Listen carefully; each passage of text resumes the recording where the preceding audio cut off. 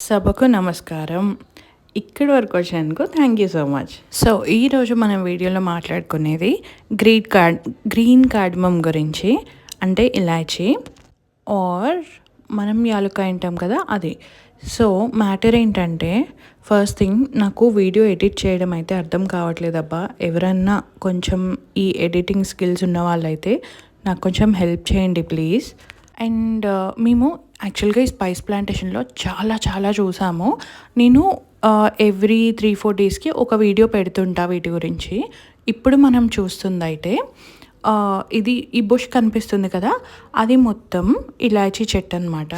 ఒక థింగ్ ఏంటంటే, నేను ఆల్రెడీ షార్ట్ వీడియోలో చెప్పాను, ఇలాచీ అనేది వరల్డ్లోని 3rd ఎక్స్పెన్సివ్ స్పైస్ అట. అండ్ దీనికి క్వీన్ ఆఫ్ ద స్పైసెస్ అని పేరుంది. ఈ చెట్టును చూసి మనం ఏమనుకుంటాం, ఆకుల్లోంచో పువ్వుల్లోంచో వస్తుంది అనుకుంటాం కదా, కానీ కాదు. దాన్ని రూట్స్ ఉంటాయి కదా, రూట్స్ దగ్గర నుంచి చిన్న స్టెమ్స్ పోక్ అవుతాయట బయటికి. ఆ స్టెమ్స్కి బుల్లి ఫ్లవర్స్ వస్తాయి. ఆ ఫ్లవర్స్ వాడిపోయిన తర్వాత కాయలా ఫామ్ అవుతుంది కదా, అది ఇలాచీ అంట. సో ఇక్కడ తను చెప్తుంది, మనం ఇలాచీని నార్మల్గా ఇట్లా ఎప్పుడైనా పాయసంలో అలా వేసుకోవడానికి తొక్క పడేసి లోపల విత్తనాలు ఒక్కటి ఇట్లా క్రష్ చేసి వాడతాం కదా, ఈవెన్ ఆ పైన తొక్క కూడా జింజర్ వేసుకొని కొంచెం ఉడకపెట్టేసి తాగితే మోకాలు నొప్పులు అవి పోతాయంట. అండ్ యాలుక్కాయలు వచ్చేసి ఒక మంచి యాంటీ డిప్రెసెంట్ లాగా కూడా పనిచేస్తాయట.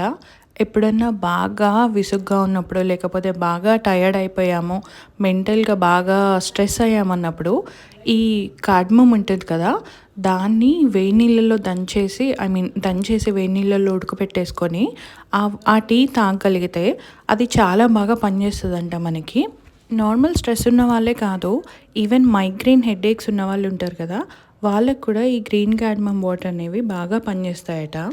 అండ్ నైట్ టైం పాలలో మరగబెట్టుకొని తాగి పడుకుంటే నిద్ర కూడా బాగా పడుతుందని చెప్తుంది తను. అండ్ అక్కడ అంత పెద్ద బుష్ కనిపిస్తుంది కదా మనకి, ఆ బుష్ మొత్తంలోంచి ఒక సంవత్సరానికి 30-40 మాత్రమే వస్తాయంట యాలుక్కాయలు. అండ్ ఇమాజిన్ చేయండి, నేను ఆన్లైన్లో చూశాను, ఇండియాలో every year 22,000 metric tons generate అవుతుందట.